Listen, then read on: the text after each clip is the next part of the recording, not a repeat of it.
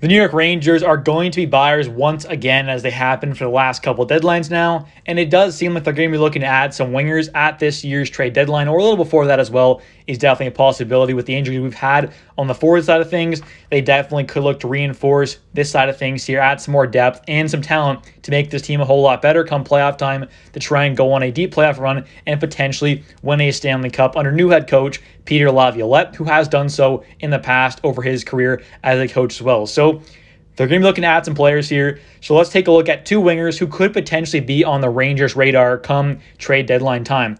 And taking a look here at the first guy, we have Jordan Eberly. He'd be a nice add for this team, a good middle six winger, second or third line kind of guy. I think he'd be a nice add for this team. Just add some good scoring depth. He can obviously help out with the overall, 5-on-5 scoring. Could be a second line power play kind of guy. Could be a nice add for this team to just provide some more kind of depth up front. He is in the last year of his 5-year contract, so he's a rental guy, so he's not going to cost too much. But obviously, we have seen in the past couple of years where the Rangers have gone after some rentals, have had to give up quite a bit. So he's going to cost a decent amount, I'm sure, but could be a nice add for this team, who's not going to be, too much. You're probably going to give up too much for him.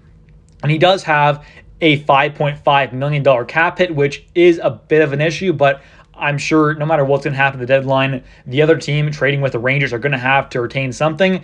And that's the case with most actual contenders. I mean, pretty much every contender is right up against the cap or very close to it. So any team really selling is going to have to retain either way. So the Kraken trading with pretty much any actual contenders going to be interested in going after Eberly are probably going to have to retain anyways. So that shouldn't be too much of an issue. And I do think that it would make a lot of sense for Eberly to probably want to leave Seattle, and maybe he loves the city, who knows, but I do think that he'd maybe want to go to a team where he has a chance to actually win a Stanley Cup, as he's obviously not done so yet in his career, playing for Edmonton and the Islanders. So maybe he wants to go back to the big city, New York, and obviously try and win a cup with us. But taking a look at his stats from this season so far, he's off to a decent start. 22 games played, he has 3 goals, 9 assists, 12 points, -5. He's not on the best team in the world, so you can't be too upset with that. He's averaging about 17 minutes and 36 seconds time on ice per night, which isn't too bad. He's a solid player. His Corsi is not bad at all. His Corsi percentage is at 56.3, which is 5% above his career high, which is very nice to see. So he's having a decent year for himself. Obviously not playing on the best team in the world, and definitely not playing with the best players, but I do think he could be a great add for this team and could be a nice, second, third line winger to have as some extra scoring depth for this team.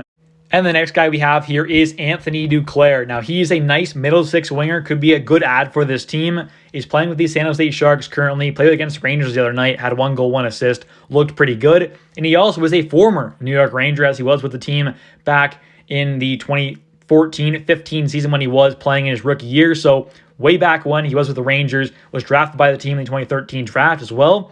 So former prospect of the team, obviously got traded to Arizona and has had a pretty good career so far, though. Bounced around a bit from the Rangers to Arizona to Chicago to Columbus to Ottawa and then to Florida, and then finally this season to the San Jose Sharks. So he's a nice player, could be a good pickup for any contender, could be a nice middle six add, but I do think throwing him in that middle six for the Rangers there on the left or right side, whichever one you need. And that's kind of a bonus for him as well, is the fact that he is a very versatile player, can play either wing. So that's obviously a good sign there. Has played left, mainly left, but has played right wing, even last year with Florida. So he has experience on both sides. Could play both, I'm sure, either one with the Rangers. And taking a look here at what he's done so far this year with San Jose, he has 22 games played, 6 goals, 3 assists, 9 points, -10. Not too bad, though. He is on the Sharks, who are obviously just absolutely terrible. But taking a look, though, he already has 13 block shots as well in 22 games played for a winger. He is very nice. He's also got 12 hits, 8 takeaways, 7 giveaways. Not doing too bad there either. But if you take a look at what he did last year with the Florida Panthers in the regular season, had 20 games played, 2 goals, 7 assists, 9 points. Not too bad. But here's the big part with his game, though.